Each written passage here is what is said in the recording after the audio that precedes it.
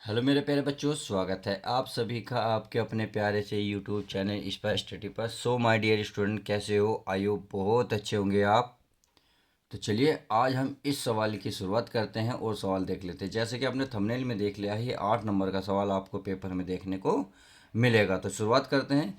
ये कर रहा है जीरो से लिमिट, जो इसकी लिमिट है जीरो से pi integral x d x बटे में है a square x cos square x plus b square sine square x का मान ज्ञात कीजिए। तो चलिए ज्ञात कर लेते हैं।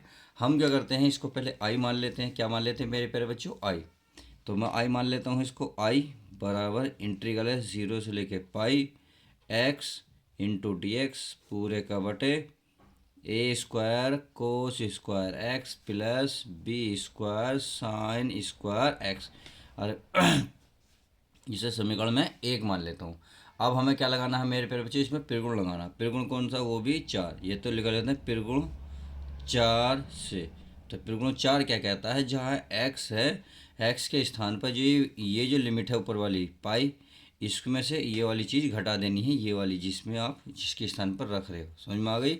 यानी कि त्रिगुण चार से एक्स बराबर पाई माइनस एक्स रखना है। इसका मतलब जहाँ एक्स आपको दिखाई देगा वहाँ आपको पाई रखना। बात समझ में आ गई? तो चलिए इसको रख लेते हैं। तो ये हो जाएगा आई बराबर इंटीग्रल जीरो से लेके पाई एक्स डी एक्स। ओहो, एक्स के स्थान पर क्या रखना था? पाई माइनस एक्स रखना था। चलिए रख दिया। ऐसे नीचे आ जाओ आप। ए स्क्वायर कोस स्क्वायर, यहाँ रखेंगे पाई माइनस एक्स प्लस ये हमारा बी, तो बी इंटू है क्या? साइन स्क्वायर, हर एक्स के स्थान पर पाई माइनस एक्स। बात समझ में आ गई? तो चलिए अच्छी बात है, समझ में आ गई। अब करना क्या है भाई, इसे चेंज कर लेता हूँ। तो आई बराबर तो ऐसे ही रहेगा, इंटीग्रल जीरो से लेके पाई, ऊपर वाला सारा पद ऐसे ही रहेगा। सही है। अब नीचे आ जाओ। ए स्क्वायर यहाँ है हमारा कोस स्क्वायर, कोस पाई माइनस एक्स, यानी कि कोस 180 माइनस क्या है? कोस एक्स ही होता है। तो क्या गया? Cos x plus b square sine square, sine pi minus यानी कि साइन एक्स ही होता है। समझ में आ गया? और ये डी एक्स हमारा चल ही रहा है। अब इसे समीकरण मान लेता हूँ मैं। तो समीकरण एक और दो को क्या कर लेते हैं? जोड़ लेते हैं। जब समीकरण एक और दो को जोड़ेंगे तो आई और आई कितना बन जाएगा? टू आई। क्या बन जाएगा मेरे प्यारे बच्चों? टू आई। तो लिख लेता हूँ मैं समीकरण एक प्लस दो, यानी कि हमने समीकरण एक और दो को क्या करा? जोड़ा। तो आई आई बन गया टू आई। और इंटीग्रल हमारा ऐसी है पाई। अब जो हमारे समीकरण एक क्या है? ये है एक्स डी एक्स, यानी कि ये मैं लिख सकता हूँ यहाँ भाई एक्स डी एक्स पूरे का बटे में है a square cos square x plus b square sine square x. सही है। प्लस अब समीकरण दो क्या है? ये रही। समीकरण दो में भी बिल्कुल सेम यही कंडीशन, बस ऊपर पाई माइनस एक्स है इंटू में डी एक्स है। नीचे बिल्कुल सेम यही पद रहेगा जो इसमें लिखा हुआ है। ये लिखा हुआ है a square cos square x plus b square sine square x, और ये क्या है? Into d x. I hope इतनी बात समझ में आ गई होगी। अब क्या करना है? अब करना है मेरे प्यारे बच्चे, देखो नीचे का बिल्कुल सेम है। जब नीचे का सेम है तो ऊपर के ये सारे पद क्या होंगे? जुड़ जाएंगे। तो ये बन जाएगा टू आई बराबर इंटीग्रल जीरो से लेकर पाई, ये बन जाएगा एक्स प्लस ये हो जाएगा पाई माइनस एक्स। सही है। अब नीचे का एल्सियम बिल्कुल इक्वल है, तो ये ऐसे ही लिख देंगे cos square x plus b square sine square x. सही है। इंटू में डी एक्स है। तो आपने देखा एक्स एक्स कैंसिल, क्योंकि ये माइनस है ये प्लस है, बचा पाई। अब पाई हम क्या कर लेते हैं? बाहर निकाल लेते हैं। टू आई बराबर पाई मैं बाहर निकाल लेता हूँ इंटू पाई, और बचे ऊपर डी एक्स केवल, नीचे बचा हमारा a square cos square x plus ये बचा b square sine square x. इतनी बात समझ में आ गई मेरे प्यारे बच्चों। अब देखो करना क्या है? करना बहुत ईजी है। अब मैं इसमें त्रिगुण नंबर छः का यूज कर सकता हूँ। त्रिगुण नंबर छः का यूज करूँगा। देखिए त्रिगुण त्रिगुण छः से, तो त्रिगुण छः ये कहता है अगर आप दो की यहाँ गुणा करोगे तो दो इसकी लिमिट में भी भाग दोगे, यहाँ गुणा करोगे यहाँ भाग दोगे। तो चलिए ये आपका क्या करना है? टू आई बराबर यहाँ पाई है, तो ये मैंने क्या है? यहाँ तो करी गुणा, क्या करी? गुणा। और लिमिट यहाँ पाई, दो से दूंगा भाग। अब जब जीरो में भाग दूंगा तो क्या बनेगा? ज़ीरो। और ये हमारा डी एक्स है बटे ये बन जाएगा हमारा जो जितना मान है वो ऐसे ही सारा रहेगा। तो ये बन जाएगा cos square x plus b square sine square x. इतनी बात समझ में आ गई मेरे प्यारे बच्चों। अब इस 2 से 2 कट जाएगा तो आई बराबर बचा हमारे पास इंटीग्रल 0 से लेके π/2 d x upon a square, ये बचा cos square x plus b square sine square x. I hope इतनी बात समझ में आ गई होगी। अब करना क्या है भाई, इसमें मैं कोस स्क्वायर एक्स की गुणा कोस स्क्वायर एक्स का भाग दे सकता हूँ, क्योंकि इस सवाल पे कोई फर्क इस सवाल पर कोई फर्क नहीं पड़ेगा, क्योंकि जब हम इन दोनों को काटेंगे तो सवाल हमारा यही रहेगा। तो मैं आई बराबर इंटीग्रल 0 से लेके π/2। अब देखो ध्यान से देखो ना, इतने में और इतने में क्या कोस स्क्वायर नज़र आ रहा, तो चलिए कोस स्क्वायर नज़र ले लेते हैं। यहाँ मैं ले लेता हूँ कोस स्क्वायर एक्स कॉमन। क्या ले लेता हूँ मैं, कोस स्क्वायर एक्स कॉमन ले लेता हूँ। तो यहाँ बचेगा हमारा ए स्क्वायर और प्लस ये बचा हमारा बी स्क्वायर, ये बचा साइन और नीचे बचा कोस। तो साइन बटे कोस क्या बन गया, टेन। तो मैं टेन लिख सकता हूँ, इसलिए मैंने लिखा ताकि आपको अब ये समझ में आ गया होगा।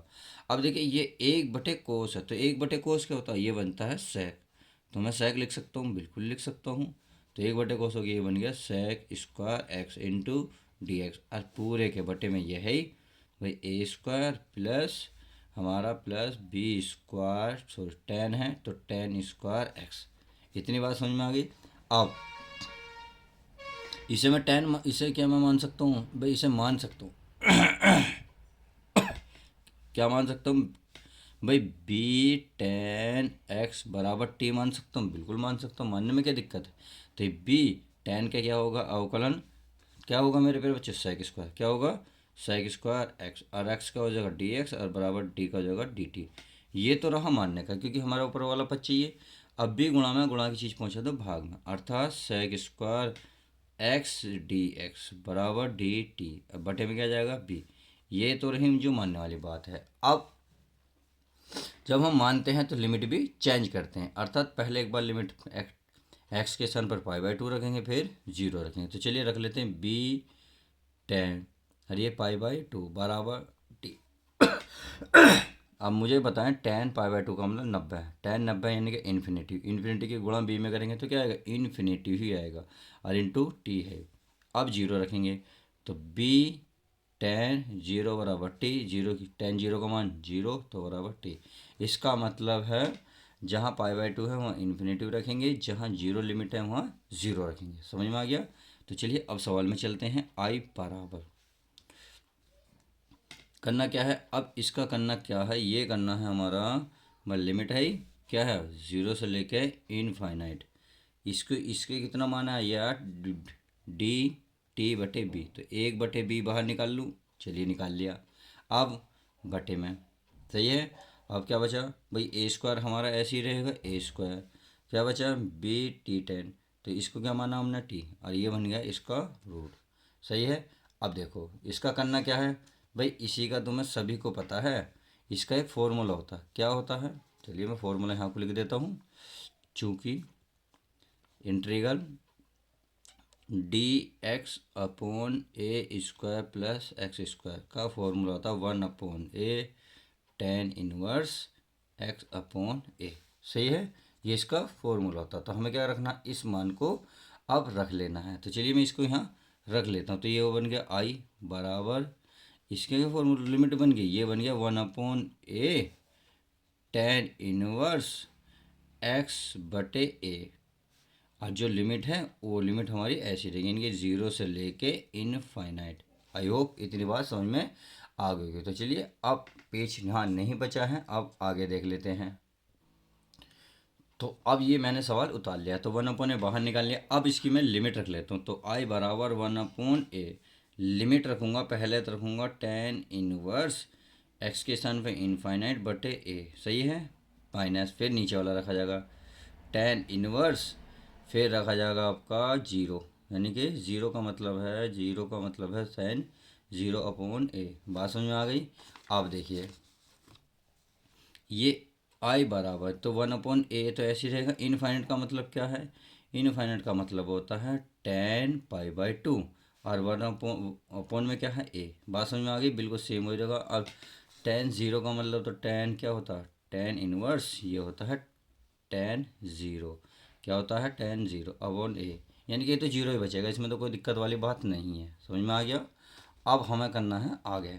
आगे क्या करना है? देखिए इससे क्या होगा, हमारा ये वाला पद कैंसिल हो जाएगा तो आई बराबर होगा 1/a गुणा में बचेगा हमारा 1π/2a। क्या बचेगा? 2a और माइनस ये बना 0। अरे हम कहीं पाई भूल रहे हैं क्या? हम कहीं पाई भूल रहे हैं। जी हाँ, आपने याद नहीं दिलाया, हम पाई भूल रहे हैं। देखो ये रहा बिल्कुल, जहाँ हमने 6 लगाया था ये पाई है, ये रहा। तो इसका मतलब हम पाई कहीं भूल गए हैं। तो चलिए इस पाई को हम लिख लेते हैं। किस तरीके से लिखेंगे?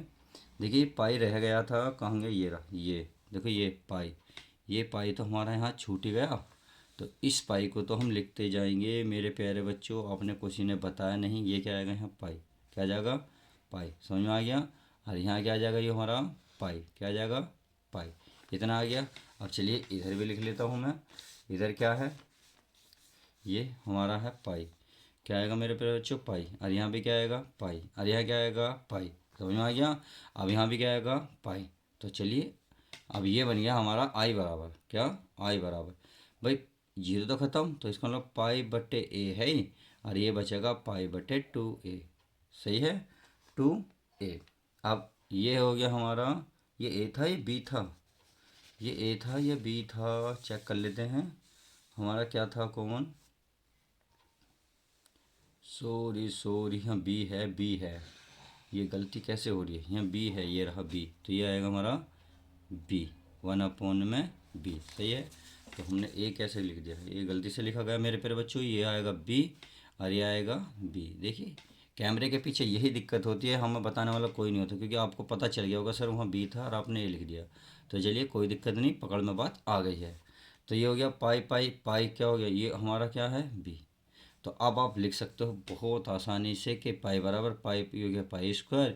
ये हो गया हमारा 2a और b, और यही इसका मान होगा। तो आई होप क्वेश्चन आप समझ में आ गया होगा। उम्मीद है क्वेश्चन क्लियर हुआ होगा। तो चलिए मिलते हैं नेक्स्ट वीडियो के साथ। जब तक के लिए दोस्तों take care, love you guys.